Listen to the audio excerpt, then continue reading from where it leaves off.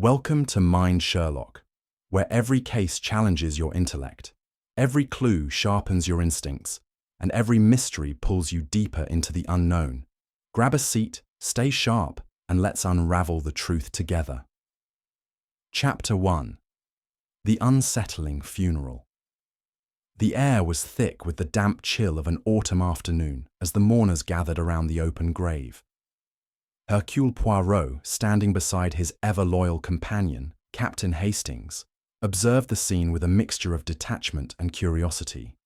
The deceased, Albert Frobisher, had been a wealthy but reclusive man, and his funeral reflected the estrangement that had defined his later years.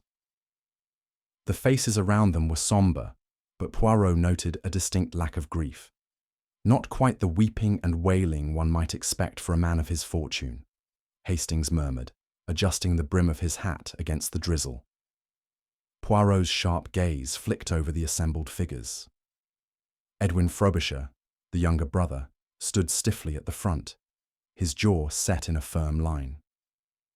Beside him, a woman in her late 40s, Miss Langley, the housekeeper, clutched a handkerchief but shed no tears.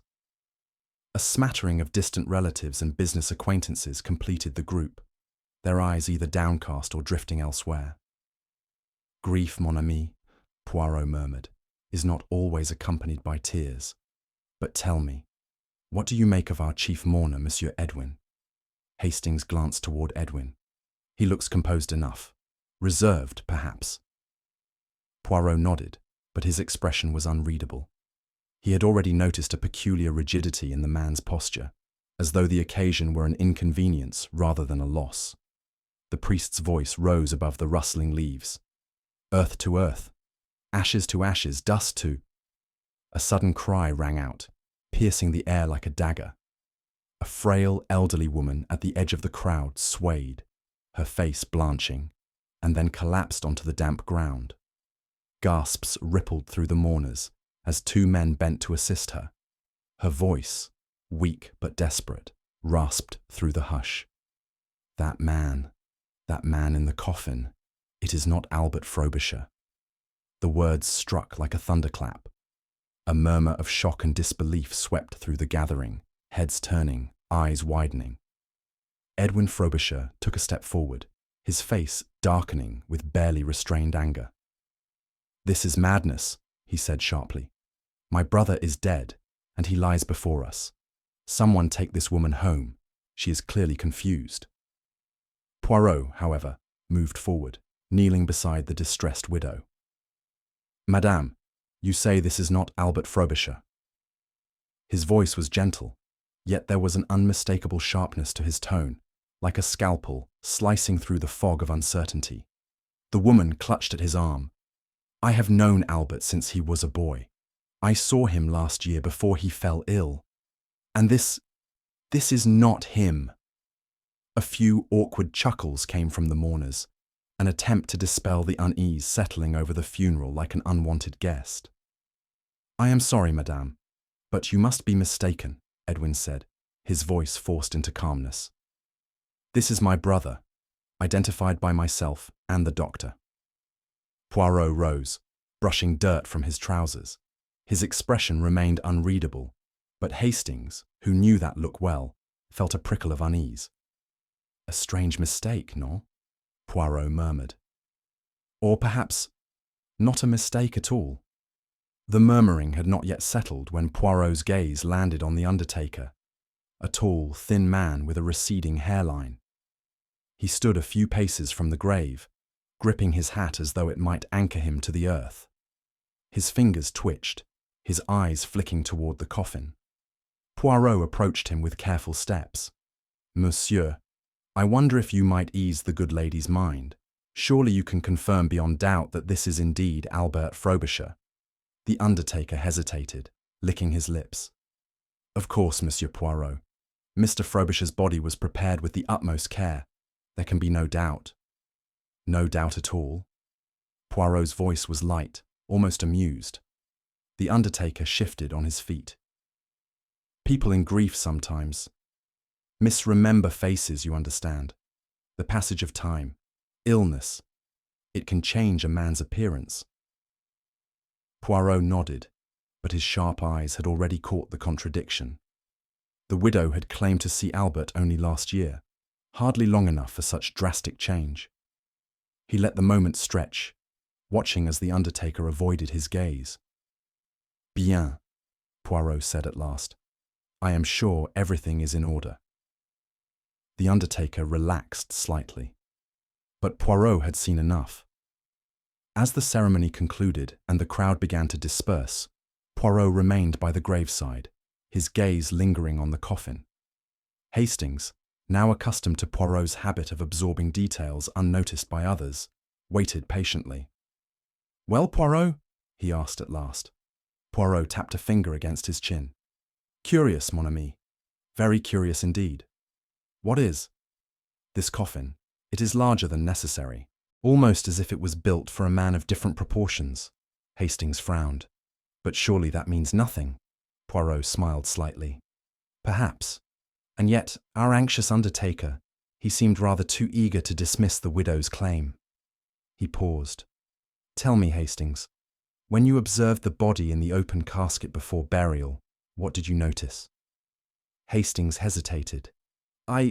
Well, to be frank, I wasn't paying much attention." Poirot tutted. "Ah, mon cher Hastings, the details, always the details, and the greatest detail of all." His voice lowered.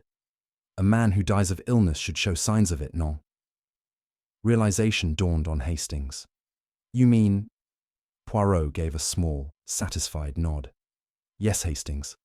I believe our dearly departed Albert Frobisher may not have been quite so dead after all." A silence settled between them, thick with the weight of the mystery. Then, as if on cue, a funeral attendant came running toward them, his face pale. "Sir, Monsieur Poirot, something terrible has happened." Poirot turned, his expression sharp. "Speak, mon ami." The man swallowed hard. "The grave. It has been disturbed. The coffin is empty." Poirot's lips pressed together in a thin line. He glanced at Hastings, his eyes glinting with quiet triumph. "Ah," he murmured. "Now the game begins."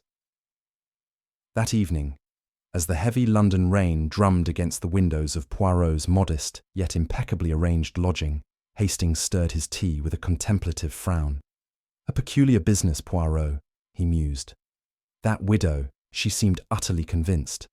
And yet surely a family member would know best." Poirot, seated with his customary precision, did not immediately respond. His fingers traced an invisible pattern on the polished wood of his desk. His silence was not one of distraction, but of careful consideration. At that moment, the doorbell rang. Hastings set his cup down and went to answer it. A boy, no more than 12, stood in the entrance, his cap dripping with rain. Without a word, he thrust a small, unmarked envelope into Hastings' hand and vanished into the night. Hastings shut the door, brow furrowed. "What's this?" Poirot extended a hand, taking the envelope delicately. He slit it open with his paper knife and withdrew a single sheet of paper. The message, written in jagged, uneven script, sent a chill through the room. "A dead man walks. Find the truth before the second burial." For a moment, neither spoke. Then Hastings let out a nervous chuckle. "Good Lord, Poirot, this is absurd." "Non, mon ami," Poirot said quietly, eyes glinting. "It is not absurd. It is precise." He tapped the paper. "A dead man walks. Someone believes that Albert Frobisher was not only wrongly buried, but perhaps not dead at all when he went into the ground." Hastings shuddered. "That's ghastly." Poirot rose, placing the letter on his desk with deliberate care. "It is, as you say, most unsettling. And yet, I have found that the truth, when revealed, is often more terrible than our imaginations allow." A sharp knock at the door interrupted them. This time, it was no messenger boy, but a gravedigger from Brompton Cemetery, his face pale and damp with sweat. "Mr. Poirot," the man stammered, removing his cap. "There's something wrong at the burial site. Something unnatural. The cemetery was deserted, save for the lone figure of the gravedigger, who led Poirot and Hastings through the winding paths. Their lantern flickered, casting long, wavering shadows across the headstones. "It was about an hour ago," the man whispered. "I was finishing up near the mausoleum when I saw movement by Mr. Frobisher's grave. A dark figure, someone digging." Hastings let out a low whistle. "Grave robbers." Poirot shook his head. "Grave robbers seek valuables, mon ami. But what if they sought something else?" They approached the burial site. The air was thick with the damp scent of disturbed earth. The mound over the coffin was uneven, fresh clumps of soil scattered around. The gravedigger hesitated, glancing nervously at Poirot. "I didn't dare get closer, sir, but I tell you, I heard something. A scraping sound, like the coffin lid being pried open." Poirot stepped forward, his sharp eyes scanning the ground. Then he crouched, pressing a gloved hand against the disturbed soil.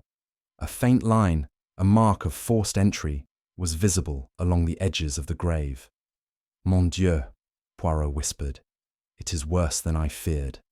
Hastings swallowed. "What do you mean?" Poirot stood, brushing the dirt from his fingers. "The widow's claim was not simply the error of an old woman, Hastings. Someone buried in this grave did not belong there, and now someone has come to retrieve them." Poirot signaled to the gravedigger. "Fetch a spade, mon ami. We must confirm what I already suspect." Minutes later, under the dim glow of the lantern, they worked in tense silence, unearthing the coffin. When they reached it, Hastings, breathless, hesitated before placing his hands on the lid. Poirot gave him a curt nod. "Open it." With a deep breath, Hastings pried it open. The creaking of the wood echoed in the night air. Then he froze. The coffin was empty. Hastings staggered back. But that's impossible."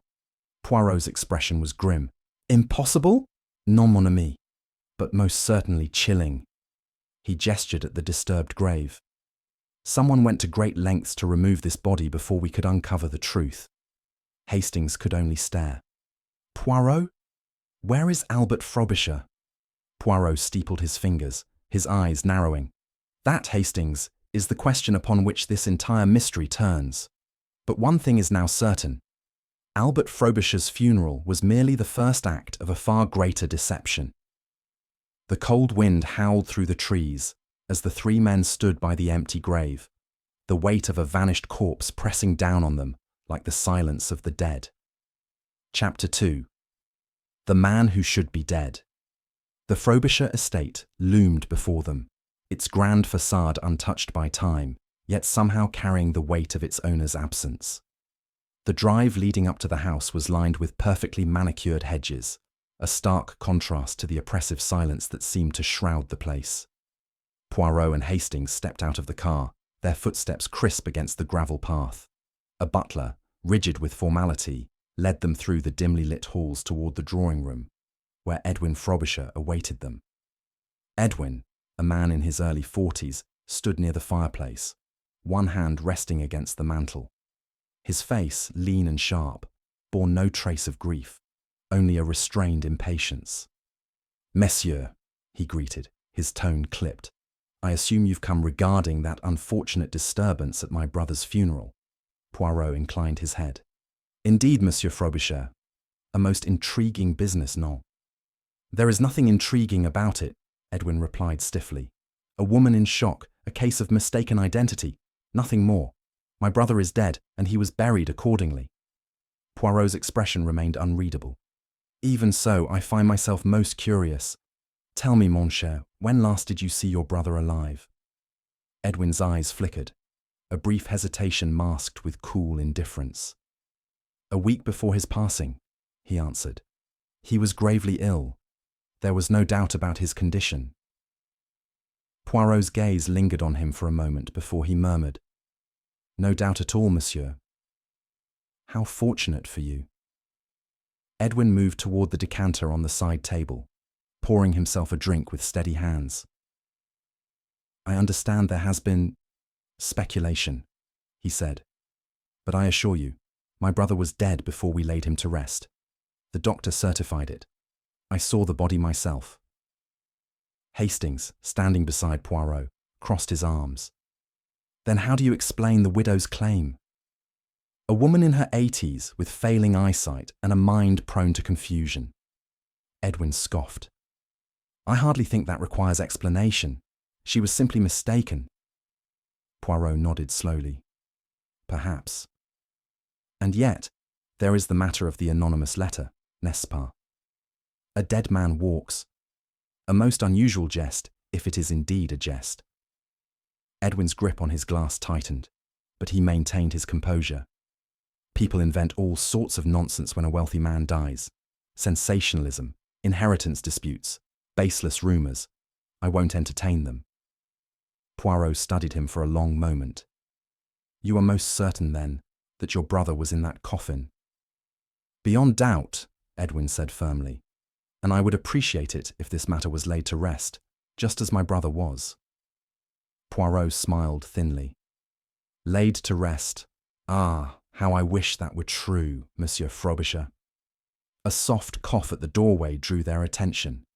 Miss Langley, the housekeeper, stood with her hands clasped, her face pale and tense. Forgive me, sir, she said to Edwin. I thought perhaps Mr. Poirot might wish for some tea. Poirot turned to her with interest. Ah, Mademoiselle Langley, you were in service to Monsieur Albert, yes? She nodded quickly. Yes, sir, for nearly 10 years. Poirot observed her carefully. Her eyes darted toward Edwin before settling on the tray she carried, as if afraid to meet his gaze. A woman with secrets, Poirot thought. He gestured for her to set the tray down. Tell me, mademoiselle, Poirot continued, his voice deceptively light. How was Monsieur Albert in his final days? She hesitated. He was unwell, of course, but he still worked, still kept to himself. Kept to himself? Poirot echoed. How interesting. And yet, one might expect a man near death to seek comfort. None. Miss Langley's hands trembled slightly. Edwin spoke before she could answer. I don't see how this is relevant, he said curtly. Miss Langley, that will be all. Poirot gave her a reassuring glance. Mademoiselle, if you recall anything that may be of importance, you will tell me, yes. For the briefest moment, she seemed on the verge of speaking, but with a glance at Edwin, she simply bowed her head. Yes, sir, she murmured before retreating. Poirot sighed. Such loyalty, he mused. And yet, loyalty to whom? Minutes later, the family lawyer, Mr. Alastair Graves, arrived. A meticulous man with wire-rimmed glasses, he carried himself with the air of someone who had seen far too many disputes among the wealthy. Mr. Poirot, Graves said, adjusting his spectacles, I understand you have questions regarding the late Mr. Frobisher's affairs. Indeed, Monsieur Graves, Poirot replied smoothly, though my greatest question, I think, may lie not in his affairs, but in his past. Graves cleared his throat. Yes. Well, there is something you should know. Mr. Frobisher had been declared legally dead once before. Hastings gaped. Declared dead? Edwin, who had been composed until now, suddenly turned rigid. You weren't supposed to discuss that. Poirot's eyes gleamed. Ah, but now you must, Monsieur Graves. Please enlighten me. Graves hesitated, then spoke.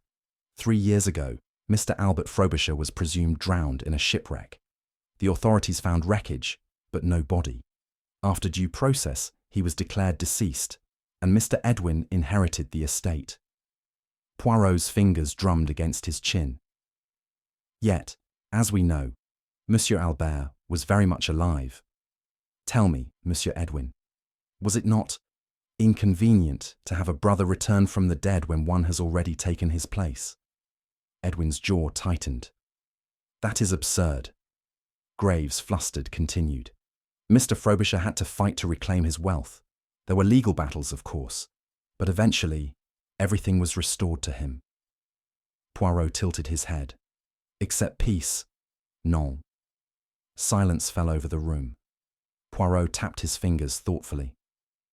A man declared dead once, he murmured, and now buried again.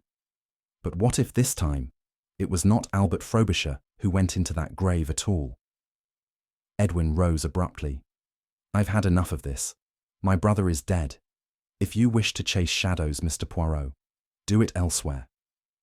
Poirot remained seated, his expression unreadable. Oh, Monsieur Frobisher, he said softly, I do not chase shadows. I follow footprints, and yours, I think, are leading somewhere most intriguing. Edwin turned sharply on his heel and left. Hastings exhaled, shaking his head. A shipwreck, legal battles, now a second death. What do you make of it, Poirot? Poirot straightened his cuffs. Mon ami, I make of it a mystery, and mysteries, as you know, do not rest until they are solved. Poirot sat with meticulous posture in the records office, his fingers tapping lightly on the polished wooden desk, as the clerk sifted through stacks of documents. Hastings, less patient, leaned forward. Are you quite sure about this, Poirot? Albert Frobisher was a wealthy man. Why on earth would he keep a secret apartment in Soho? Poirot steepled his fingers. Mon ami, when a man has secrets, he does not hide them in plain sight. He buries them, far from the eyes of those who believe they know him. The clerk finally returned, placing a slim file before Poirot. There you are, sir. Rented under the name Arthur Fields, but the payment traces back to Mr. Frobisher's accounts. Poirot's eyes gleamed as he skimmed the details. A most interesting alias, Hastings. Arthur Fields. Albert F. Hastings let out a low whistle. So he was living a double life. But why? And what was he hiding there? Poirot closed the file with a quiet snap. That, mon cher, is precisely what we must discover. An hour later, they stood before a narrow, unremarkable door in the heart of Soho. Poirot turned the key, stepping inside. The air was stale, the room eerily still, a life kept in secret, preserved in dust. Poirot's gaze swept the room. Albert Frobisher was not simply hiding here. He was preparing for something. The question is, was it escape, or something far more sinister? Poirot moved with careful precision, his hands brushing lightly over the desk, the bookshelves, the writing table. Hastings, less delicate in his approach, opened drawers with brisk efficiency. There's nothing much here, Poirot, just the usual, a few bills, some letters, and… He stopped abruptly, lifting a single sheet of paper. Wait a moment, this looks unfinished. Poirot took the letter, his eyes scanning the words with growing intensity. The handwriting was hurried, the ink slightly smudged. I have been a fool. I see that now. There is no one I can trust, not even… The sentence trailed off. Poirot traced the page with a gloved finger. He stopped writing abruptly. Why? Hastings frowned. Who was he about to name? Poirot folded the letter with care. Someone close to him, mon ami. Someone he had trusted implicitly, until the moment he realized his mistake. Hastings shifted uneasily. Do you think he was planning to run? Poirot's expression darkened. Perhaps. Or perhaps he knew that running would not be enough. He glanced around once more. Albert Frobisher feared for his life. But fear, Hastings, is not always enough to save a man. Then Poirot's gaze landed on the floor, and he stilled. Hastings, he murmured, bring me the lamp. The flickering lamplight cast long shadows as Poirot crouched, pressing a handkerchief lightly against the floorboards. He lifted it, revealing a dark smear. Hastings swallowed. That's blood, Poirot confirmed. And not old, Hastings. Fresh. Hastings glanced around, his voice lowering instinctively. So what does that mean? Poirot stood slowly, his eyes unreadable. It means, mon ami, that Albert Frobisher did not simply disappear. He was taken. A pause. Then, with quiet finality, he added, and I fear he did not leave this place alive. The room, already silent, seemed to grow even colder. Chapter 3. The Witness in the Shadows. The bar was a dimly lit affair, tucked between narrow streets that whispered secrets with the wind. Poirot and Hastings stepped inside, the scent of tobacco and stale beer lingering in the air. The bartender, a burly man with sleeves rolled to his elbows, polished a glass absent-mindedly as they approached. "You're the detective, then?" he asked, his voice roughened by years of drink and smoke. Poirot inclined his head. "Oui, monsieur. I believe you have information regarding Monsieur Albert Frobisher." The bartender's eyes darted toward the door, as if gauging who might be listening. Then, lowering his voice, he said, "I saw him." Hastings stiffened. "You saw Albert Frobisher after his funeral?" The man nodded. "Clear as day. He came in 2 nights ago, sat in that very corner." He gestured toward a shadowed booth. Didn't say much, looked anxious, like a man with the devil at his back. Poirot studied him carefully. "And you are quite certain, monsieur?" "There is no possibility of a mistake." The bartender set the glass down with a dull thud. "I've worked here long enough to remember faces, sir. I'd swear on it." Poirot exchanged a glance with Hastings. If the bartender spoke the truth, then Albert Frobisher had indeed walked among the living after his own burial. But truth, Poirot knew, was a fragile thing, easily warped by fear. A heavy silence settled over them before the bartender exhaled sharply, rubbing his temple. "Wait," he muttered. "Maybe I've got it wrong." Hastings frowned. "Got it wrong? You just said—" "I know what I said," the man interrupted. "But now that I think about it, maybe it was someone who just looked like him. The light's bad in here, and he kept his head down. It could have been my mistake." Poirot's gaze sharpened. "Or perhaps you have suddenly remembered that dead men do not leave taverns, and that frightens you." The bartender swallowed hard, his eyes flicking toward the entrance once more. Poirot leaned in slightly. "Someone has warned you to forget what you saw, n'est-ce pas?" The man hesitated, then shook his head, forcing a laugh. "No one's warned me about anything. Maybe I just imagined it. That's all." Poirot sighed, straightening. "Très bien, monsieur. If memory should become clearer, you will inform me, yes?" The bartender gave a jerky nod, but Poirot knew better. Fear was a ruthless persuader, and someone had made certain this man feared speaking the truth. The Remington residence was an elegant but aging townhouse, its grandeur dulled by the passing years. A man in a well-tailored suit opened the door, his silver hair slicked back with meticulous care. "Mr. Poirot, I presume." His voice was smooth, but there was a sharpness beneath it. "I was told you might be calling." Poirot inclined his head. "Monsieur Remington, your reputation precedes you." Remington gestured toward the sitting room. "I'm afraid I don't have much time for pleasantries, gentlemen. What is it you wish to ask?" Poirot seated himself with his usual precision. "Monsieur Albert Frobisher. You knew him, did you not?" Remington's expression remained neutral. "We were acquainted." Poirot's gaze did not waver. "Acquainted enough that he entrusted you with certain business dealings, oui?" A flicker of something crossed Remington's face. "Albert was involved in many ventures, Mr. Poirot. I wouldn't presume to know all of them." Poirot smiled slightly. "Ah, but one name stands out. Victor Lassalle." The air in the room shifted. Remington stiffened, the practiced indifference slipping for the briefest moment. "I don't know what you mean," he said curtly. Poirot merely watched him. Remington sighed, standing abruptly and pouring himself a drink. "Albert was foolish," he muttered. "He got in too deep." Hastings leaned forward. "In too deep with whom?" Remington swirled the liquid in his glass, his voice low. "With a man who doesn't forgive debts or betrayals." Victor Lassalle. The name settled like a cold weight in the room. Remington downed his drink, setting the glass down with a quiet thud. "You don't want to go sniffing around Lassalle, Mr. Poirot." Poirot adjusted his cuffs. "Ah, but I fear I already am." Remington exhaled sharply. "Then you'd best tread carefully. LaSalle isn't just some criminal.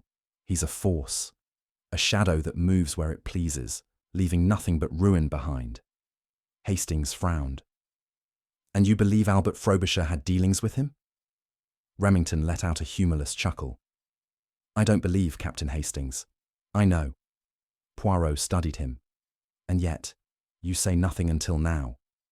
Remington's lips pressed into a thin line. Because it doesn't matter anymore. Albert's dead. Poirot leaned forward slightly. Or so we are meant to believe. Remington stiffened. What are you suggesting? Poirot's voice remained calm, yet there was steel beneath it. That Albert Frobisher, in his final days, realized he had made a grave error, that he wished to escape LaSalle, and perhaps, just perhaps, he paid the ultimate price for trying. A silence stretched between them. Finally, Remington said, If that's the case, Mr. Poirot, then you're already too late, because no one escapes Victor LaSalle. Poirot stood, adjusting his coat. Non, monsieur. But there is always one thing a man like LaSalle cannot control. Remington arched a brow. And what's that? Poirot's eyes gleamed. The truth. The room fell into uneasy quiet. Outside, the city hummed with life, but within these walls, the shadow of a man long thought buried had begun to stir once more. The night air was cool and damp as Poirot and Hastings stepped out of Remington's townhouse. The street was quiet, save for the occasional echo of distant footsteps. Hastings pulled his coat tighter. I don't like this business, Poirot. If what Remington says is true, we're dealing with dangerous men. Poirot nodded thoughtfully. Oui, mon ami. And when dangerous men feel their secrets are at risk, they become most watchful. Hastings hesitated, then glanced over his shoulder. Speaking of which, I could swear we're being followed. Poirot's expression remained composed, but his voice lowered. You have sharp instincts, Hastings. We have been followed since we left Remington's house. Hastings stiffened. You knew? Poirot smiled. But of course, the rhythm of footsteps, mon cher. Our pursuer walks when we walk, slows when we slow, not the gait of an ordinary pedestrian. Hastings swallowed. What do we do? Poirot adjusted his gloves. We do nothing, yet. A man who follows in shadows wishes to remain unseen. Let us allow him to believe he is unseen, n'est-ce pas? They continued at a steady pace, turning down a narrower street. Poirot's voice was barely above a whisper. And when the time is right, Hastings, we shall see who watches the great Hercule Poirot. Upon returning to his lodging, Poirot wasted no time retrieving the financial documents he had acquired earlier.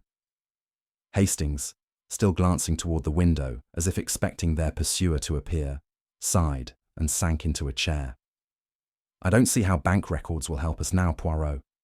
Poirot merely lifted a finger. Patience, mon ami. He skimmed the figures with precision, his brow furrowing ever so slightly. Then, with a quiet murmur, he set the documents down. Most interesting. Hastings leaned forward. What is? Poirot tapped the page. Monsieur Albert Frobisher, a man of wealth and means, had precisely nothing in his accounts at the time of his supposed death. Hastings frowned. He was broke. Poirot shook his head. No, mon ami. A man is broke when he has lost his money. This was deliberate. The accounts were emptied in the days leading up to his funeral. Hastings' eyes widened.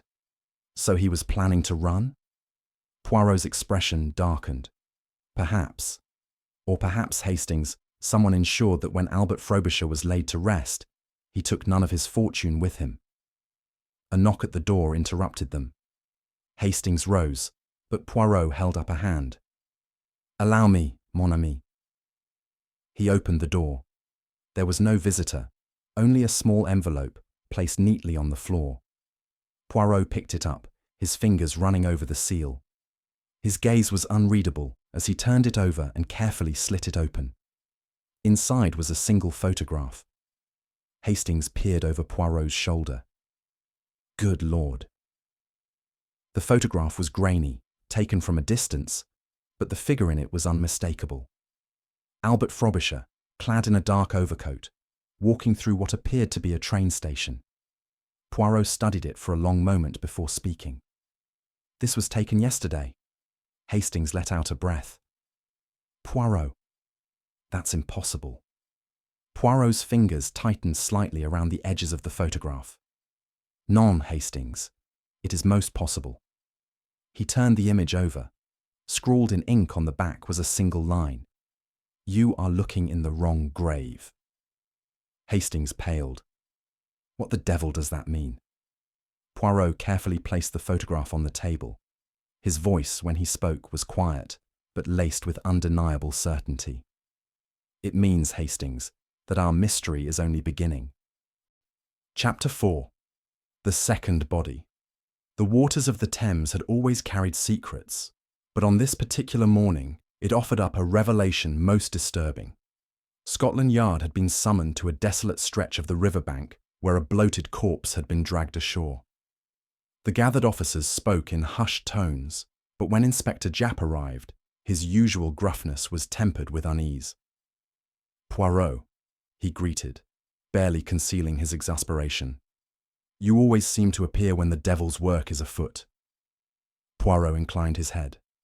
Ah, mon cher Japp, it is not that I seek out mysteries, but that mysteries seek out Hercule Poirot.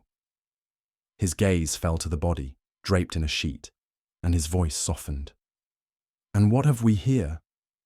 Japp motioned to a constable, who hesitated before pulling back the cloth. Hastings inhaled sharply. Good heavens! It's Albert Frobisher!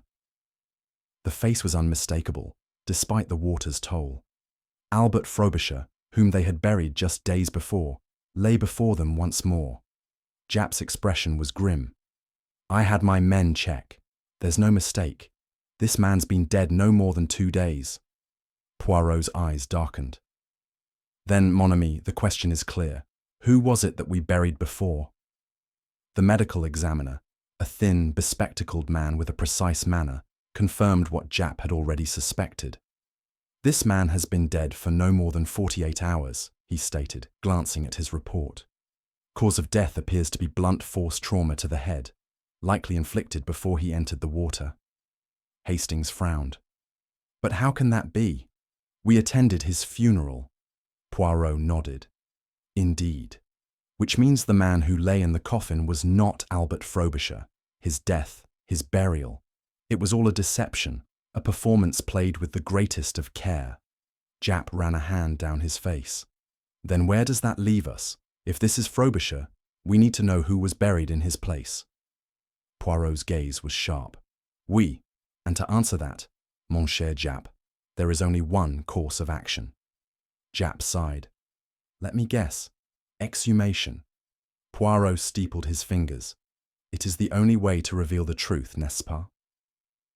The cemetery had not changed since the day of the funeral, though the grave they had stood beside now held a darker significance.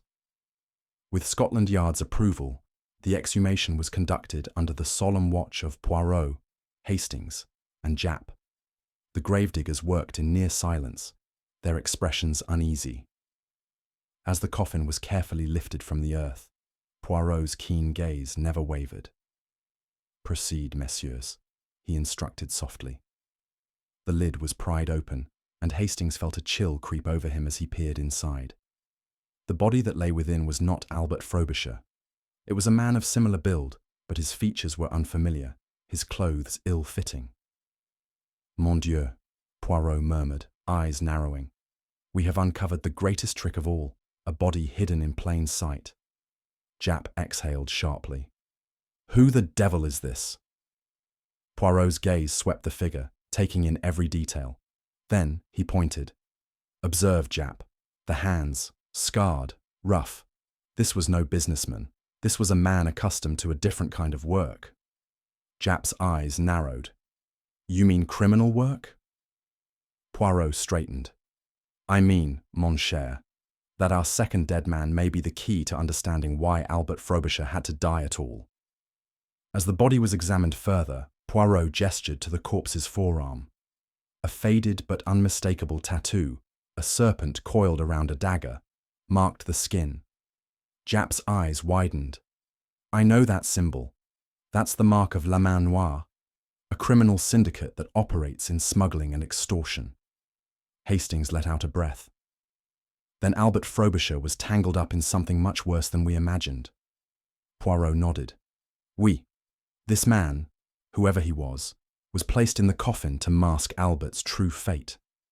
But the question remains, did Albert orchestrate this deception, or was he its victim? Japp scowled. Either way, someone went to great lengths to cover their tracks. Poirot adjusted his cuffs. Indeed, mon cher Japp. And yet, the truth, it has a most inconvenient habit of surfacing, just as this body did in the Thames. He turned, his expression unreadable. We must now ask ourselves, who benefits most from a dead man walking? The silence that followed was thick with implications. The case of Albert Frobisher was no longer about mere deception. It had become a game of life and death, with the true mastermind still lurking in the shadows. Edwin Frobisher sat stiffly in the drawing room, his fingers drumming impatiently against the armrest. His expression was carefully controlled, but Poirot detected a slight tremor in his jaw, a sign of either anger or unease. You must understand, Monsieur Poirot, Edwin said, his voice clipped. My brother was a complicated man, reclusive, secretive. He lived a life few understood. Poirot raised an eyebrow. And by this, you mean to imply he led a double life? Edwin exhaled sharply. What other conclusion can we draw? A secret apartment, dealings with criminals, and now 2 bodies connected to him. If you ask me, Albert was not the victim you make him out to be. He was involved in something far beyond our comprehension. Hastings frowned. And yet, Monsieur Frobisher, it is your brother who has ended up dead. Twice. Edwin's jaw tightened. Perhaps, but that does not mean he was innocent. Poirot studied him for a long moment, then murmured, Or perhaps, monsieur, it is precisely because he was innocent that he is now dead. Edwin flinched, just slightly, but Poirot caught it. He leaned forward. Tell me, monsieur, does it not trouble you that a man so cunning as you describe him left behind no contingency plan, no escape route? Edwin hesitated. Poirot's voice softened. Or is it more likely that someone ensured he would never have the chance to flee? A silence settled between them. Poirot, satisfied, adjusted his cuffs. Come, Hastings. There is more to uncover yet.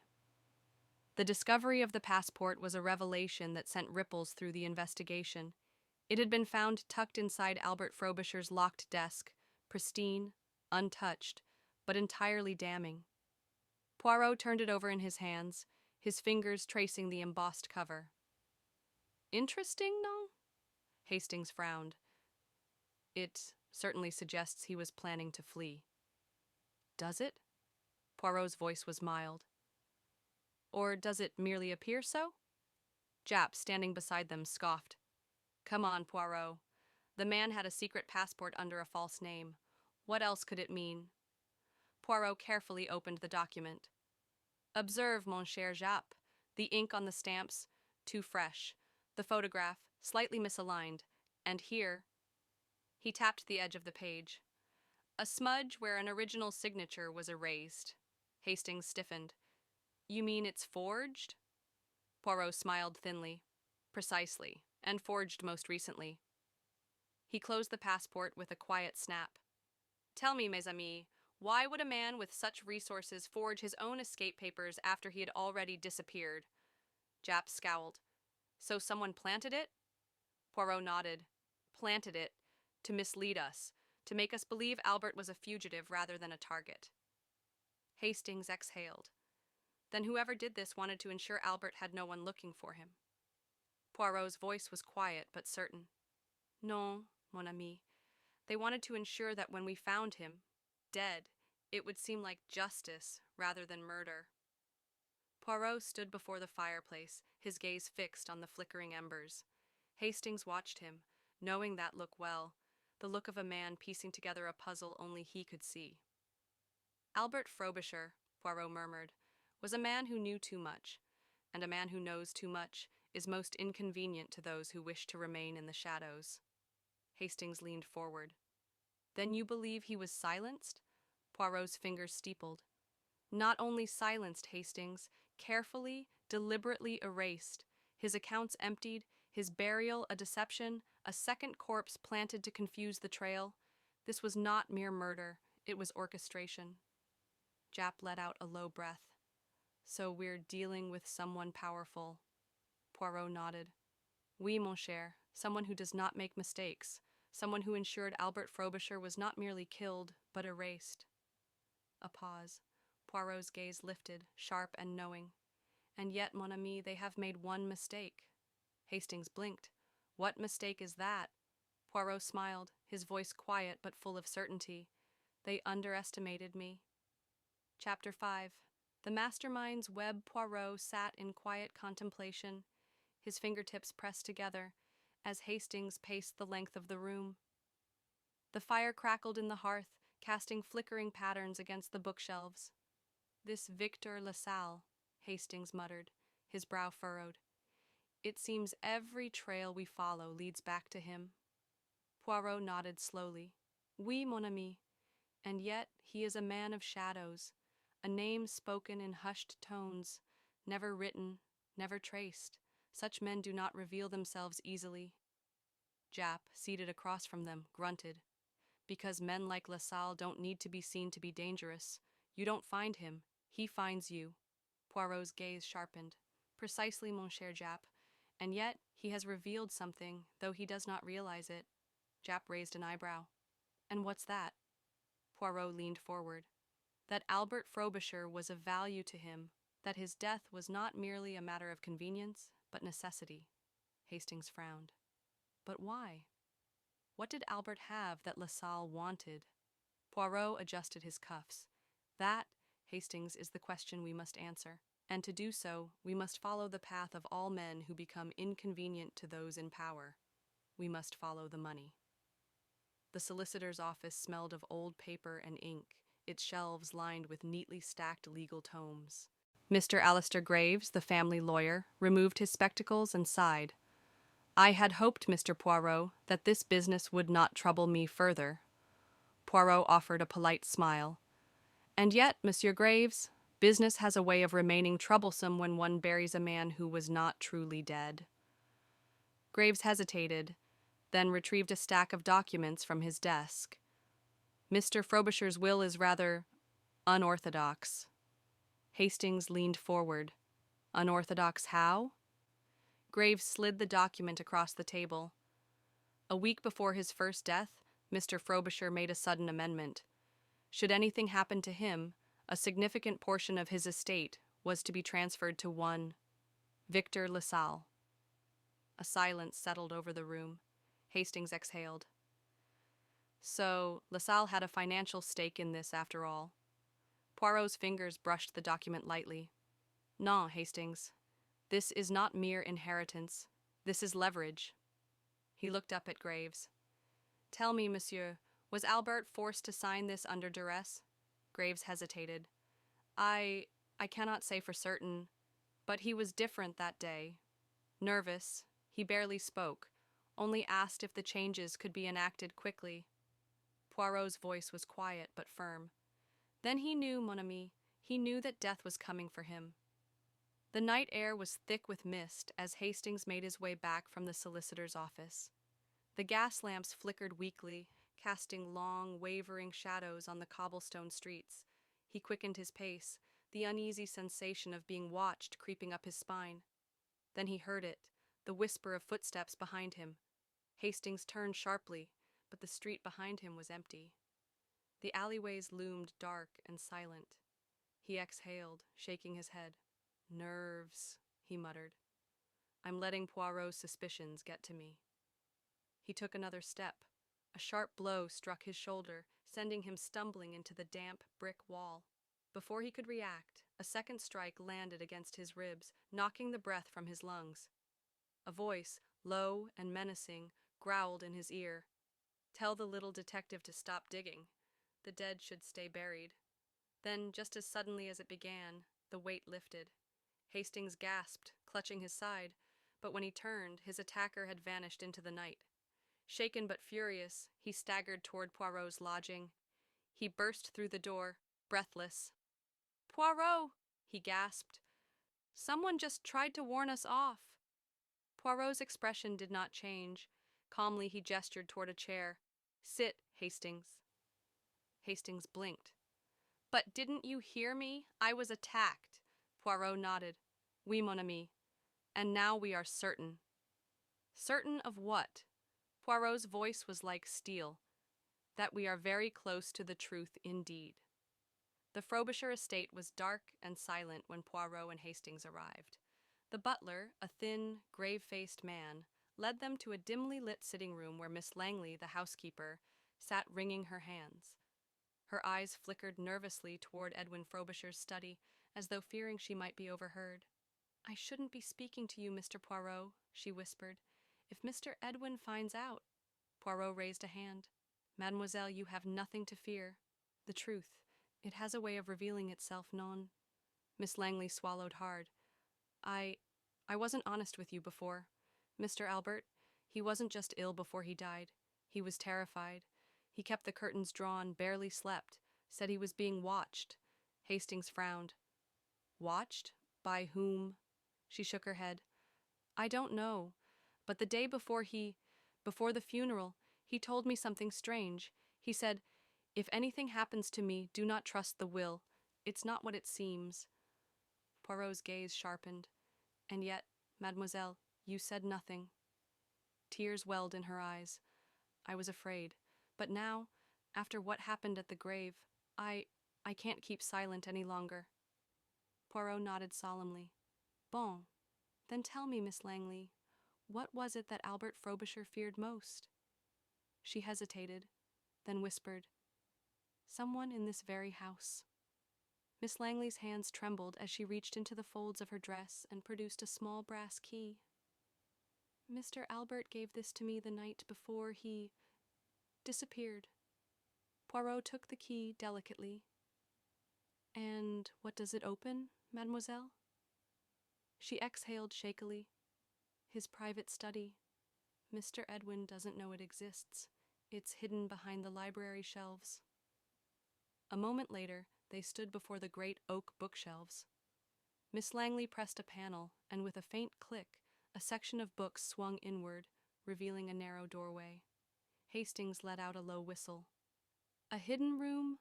What the devil was Albert hiding? Inside, the study was small but orderly.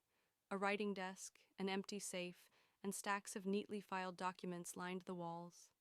Poirot ran a finger over the desk. Then his eyes fell upon a single sheet of paper left exposed. He picked it up and read aloud. "One name holds the key, Victor LaSalle." Hastings stiffened. So, Albert knew about LaSalle. Poirot nodded. Not only knew Hastings, he was trying to escape him. He moved to the safe and examined the lock. "See here?" It was forced open. "Someone else has been here already." Miss Langley let out a quiet gasp. Then whoever wanted him dead has already taken what they needed." Poirot turned to her, his expression unreadable. "Not everything, mademoiselle. They have left behind the most valuable thing of all, their mistake." Poirot folded the note carefully and tucked it into his pocket.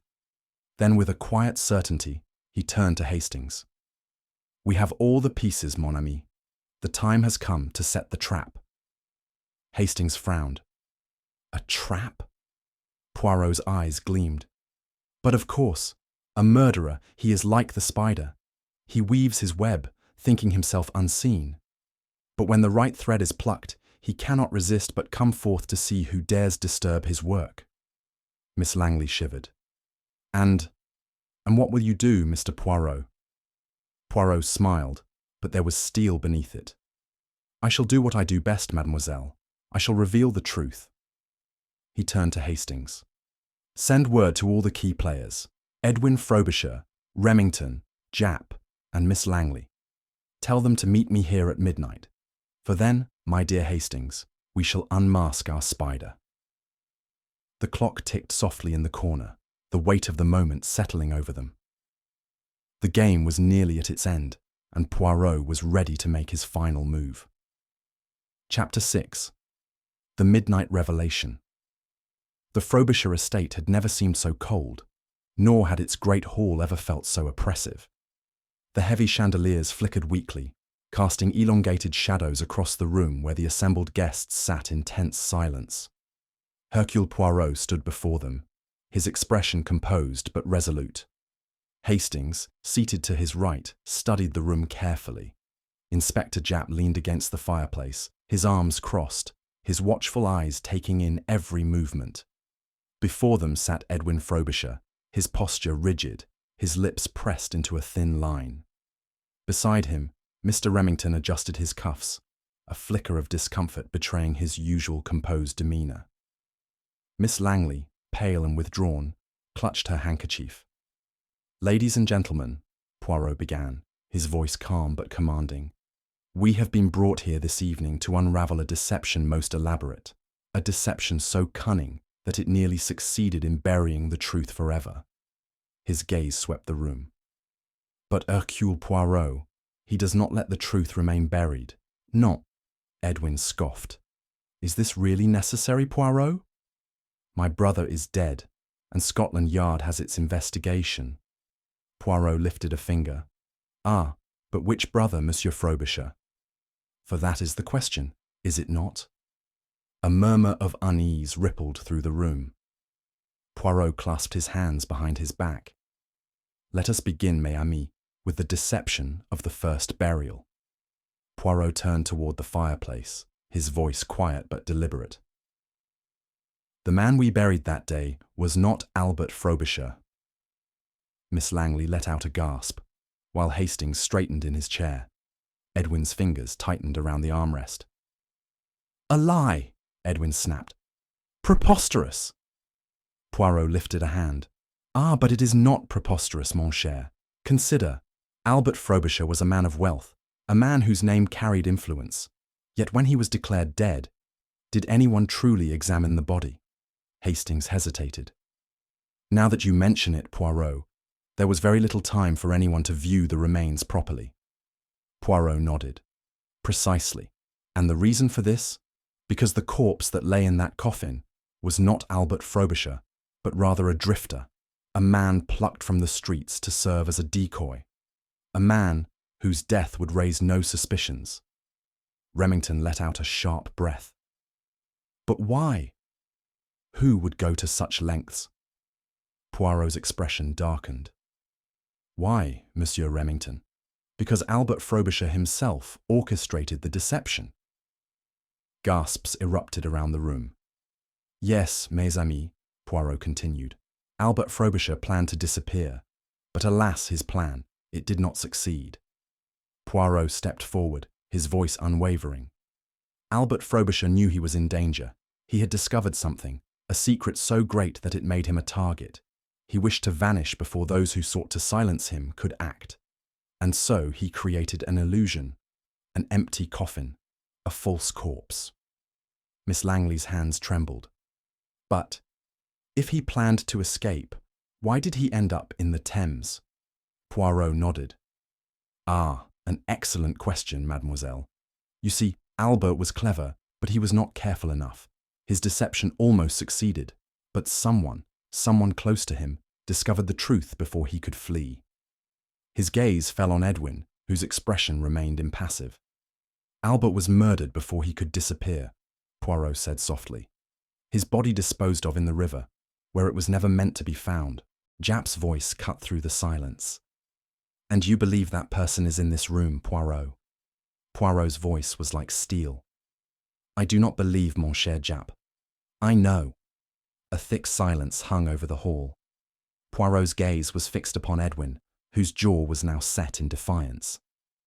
"Edwin Frobisher," Poirot announced, "it is you who orchestrated your brother's true death." Edwin scoffed. "Ridiculous. Why would I kill my own brother?" Poirot smiled thinly. "Ah, but that is simple, is it not? Greed, power, the inheritance. You knew that if Albert disappeared, his wealth would remain tied up in legal disputes. But if he were truly dead, if you could ensure it, then you, as his only living heir, would inherit everything. Hastings' eyes widened. So Edwin killed Albert before he could escape. Poirot nodded. Oui, Hastings. He intercepted Albert, perhaps at his secret apartment, and ended his life. Then, with the help of his accomplices, he disposed of the body, hoping no one would ever find it. Miss Langley gasped. And the will! He must have known about the forged document. Edwin's fists clenched. You have no proof. Poirot sighed. Ah, mais non. I have every proof. The altered will, the empty accounts, the forged passport meant to paint Albert as a fugitive. But your greatest mistake, mon cher, was underestimating the river. Poirot's eyes gleamed. Bodies rise, Edwin, and so did your secret. Edwin's mask cracked. His breathing quickened. Poirot watched him with quiet satisfaction. You knew Albert had planned to run, Poirot continued.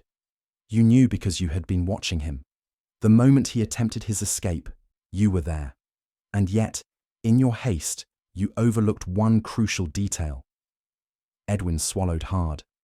And what is that? Poirot smiled. A man who fakes his death leaves behind no body. A man who is murdered, however, will always be found. Hastings exhaled. Albert's body was never supposed to resurface, but it did. Japp stepped forward. And that's when you panicked, isn't it, Edwin? When you knew the game was up. Edwin's hands clenched into fists. You can't prove I killed him. Poirot tilted his head. Can I not? The will, the accounts, the testimony of Miss Langley, all of it, mon cher, leads to you. Edwin's face twisted. You think you've won? Poirot merely folded his arms. Mais oui, Monsieur Frobisher, and now, so has justice. There was a moment of stillness. Then, Edwin moved. With a sudden burst of desperation, he leapt from his chair and bolted toward the doorway. Stop him! Hastings shouted. But Poirot did not move. Instead, he merely smiled as Edwin reached the entrance, only to come face to face with two uniformed officers. Japp exhaled. Ah, you called them already, didn't you, Poirot? Poirot straightened his cuffs. But of course, mon ami. The truth, it does not wait for criminals to confess. Edwin's shoulders sagged. Damn you, Poirot, he spat. Poirot merely shook his head. Non, monsieur. Damn yourself. As the officers led Edwin away, Miss Langley exhaled a shuddering breath. It's over. Poirot smiled gently. Oui, mademoiselle, the web has been untangled. The great hall fell silent. The case was closed, and Albert Frobisher, at last, could rest in peace. Chapter 7. The final burying of the truth. As the heavy doors of the Frobisher estate closed behind Edwin, led away in handcuffs, a silence settled over the grand hall. Poirot remained standing at the centre of the room, his gaze thoughtful. The case was complete, or nearly so. Hastings exhaled, running a hand through his hair. Well, Poirot, I must admit, I don't know how you keep all these details in that extraordinary head of yours. Poirot smiled faintly. Ah, mon ami, it is the order of things. A crime, it is like a puzzle, 1,000 pieces scattered across the table. But the pieces, they always fit, if one has the patience to see them for what they are. Japp adjusted his coat. I still can't believe the lengths Edwin went to. Staging a fake death is one thing, but murdering his own brother to make sure of the inheritance. Poirot steepled his fingers. Oui, Inspector. But he was too confident. He believed his scheme so perfect that no one would ever question the first body. And yet, Albert Frobisher's true death was inevitable, because Edwin overlooked one thing. Miss Langley, still shaken, looked up. What was that, Mr. Poirot? Poirot's eyes gleamed. That the dead do not stay buried forever, not when they leave behind the most dangerous thing of all, the truth. Poirot moved to the writing desk where the unfinished letter had been laid out once more. He smoothed the paper carefully, as though handling something fragile. This, he murmured, was Albert Frobisher's last attempt to escape his fate. Hastings leaned in. It still isn't clear who he was trying to warn. Poirot tapped the letter. "Let us recall the words he wrote. I have been a fool. I see that now. There is no one I can trust, not even—" He looked up. Albert had finally realized the truth. He had discovered that Edwin was working against him. And in his final moments before his disappearance, he attempted to write the name of his betrayer. Miss Langley's voice trembled. If only he had finished it. Perhaps he would still be alive. Poirot sighed. Perhaps. But a man who fears for his life does not always have the luxury of time. And so, the letter remained unfinished, waiting for the right eyes to see what it truly was. Not a mere note, but a desperate plea for help. Japp shook his head. Too late for him, but not for justice. Poirot folded the letter carefully. Rien ne reste caché pour toujours. Nothing remains hidden forever, Inspector. Not even a crime so carefully buried. The sound of an approaching car broke the silence. The great doors swung open once more, and Scotland Yard officers stepped inside. Edwin Frobisher, his composure now entirely shattered, struggled as they led him toward the waiting vehicle. "This is absurd," he spat, his voice desperate. "You have no real proof. Just theories spun by a clever little detective." Poirot stepped forward, adjusting his cuffs. "Ah, mon cher, but is it not always the case? A murderer, he clings to denial, even as the rope tightens around his neck." Edwin sneered. "I could have done it better. I should have been rid of Albert long before he even thought of faking his death." Poirot tilted his head. "Ah, and yet, Monsieur Frobisher, the difference between a good plan and a perfect plan is often a single mistake. And you, mon ami, made many." Edwin's shoulders slumped. His fight was over. The officers guided him toward the car, his future now sealed. As the vehicle disappeared into the night, Hastings let out a breath. "So that's that then?" Poirot clasped his hands behind his back, staring into the distance. "Yes, Hastings. The case is closed. The truth has been buried. Properly this time." The great house fell silent once more. Outside, the wind whispered through the trees, carrying away the last remnants of a deception that had failed. Albert Frobisher was dead, but at last he could rest in peace. It was an odd sight. Miss Langley, the once dutiful housekeeper, sitting in the grand study of the Frobisher estate, now its unexpected mistress. She looked small in the high-backed chair, her hands clasped tightly in her lap as the weight of her new reality settled upon her. Poirot observed her carefully. "Mademoiselle, I imagine this is not the outcome you anticipated." Miss Langley shook her head. I never expected this. I only wanted to do what was right, to see justice done." Hastings offered a reassuring smile. "And justice has been done, Miss Langley. Edwin's greed cost him everything. But Albert, in the end, he must have trusted you." She exhaled. "I looked after him for years, and yet, I never truly knew the depth of his fears." Poirot inclined his head. "Fear, mademoiselle, it is a most deceptive thing. It hides in shadows. It whispers in quiet moments, but it cannot be ignored forever." Japp, standing near the fireplace, adjusted his coat. "The legal formalities will take time, but the will stands. Edwin is out of the picture. This estate belongs to you now." Miss Langley swallowed. "And what am I to do with it?" Poirot smiled gently. "Whatever you wish, mademoiselle. Perhaps for the first time in your life, you hold the power." She blinked, as if the thought had never occurred to her. "Power," she murmured. "Strange how it finds its way into the hands of those who never sought it." Poirot's eyes gleamed. "Ah, mademoiselle, that, I think, is why you deserve it most of all." Later that evening, Poirot and Hastings sat by the fire in their lodgings. A fresh pot of tea rested on the table, steam curling lazily in the air. Hastings, leaning back in his chair, let out a deep sigh. Well, Poirot, I must say, this case had more twists than I could have ever imagined. Poirot sipped his tea. Oui, Hastings. It was a most intricate tapestry of deception. A man who faked his death only to be murdered for real. An inheritance scheme so carefully woven that it nearly succeeded. And of course, a murderer who believed himself too clever to be caught. Hastings shook his head. And yet, Edwin was careless in the end, wasn't he? Poirot smiled slightly. Ah, mon ami. All murderers are careless in the end. A crime, you see. It is never truly perfect. It leaves behind threads, some frayed, some neatly tucked away, but always there, waiting for the trained eye to see them. Hastings chuckled. And you, Poirot, you never fail to see what others miss. Poirot adjusted his cuffs, a hint of satisfaction in his expression. It is not magic, Hastings. It is logic, observation, and above all, patience. The truth.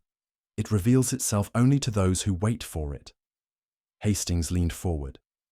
And yet, Poirot, tell me honestly, was there ever a moment when you doubted your conclusion? Poirot's eyes twinkled. Non, mon ami. I doubted only that others would see what I saw. The truth, Hastings, is often most difficult to believe when it is standing right before one's eyes. Hastings nodded, taking a sip of his tea.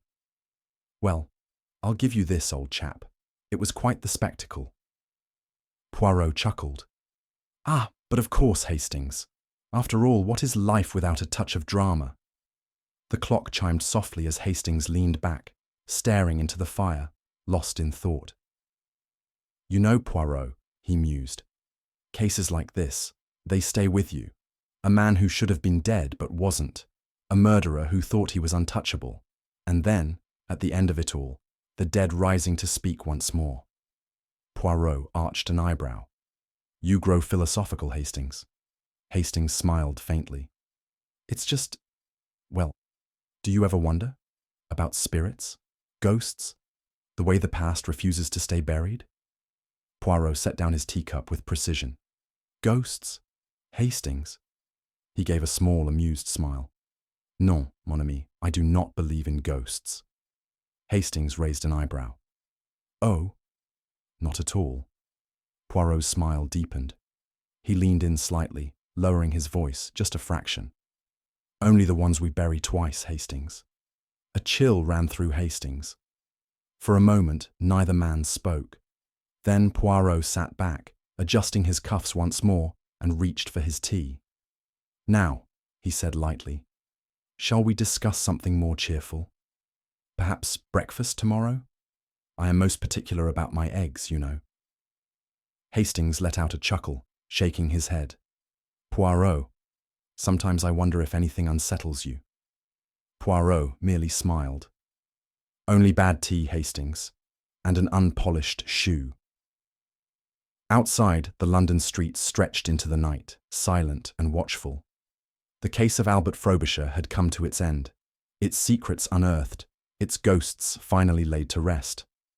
But somewhere, in the depths of the city, another mystery was waiting, and Hercule Poirot, ever the seeker of truth, would be ready when it called. Thank you for tuning in to Mind Sherlock. If you enjoyed this mind-bending mystery, be sure to subscribe and hit the bell icon to stay updated on more thrilling detective adventures. Your support keeps the stories flowing and the mysteries unraveling. We'd love to hear your thoughts. How did you find this story? If you have any suggestions or theories, feel free to share them in the comments below. Your input keeps the mystery alive.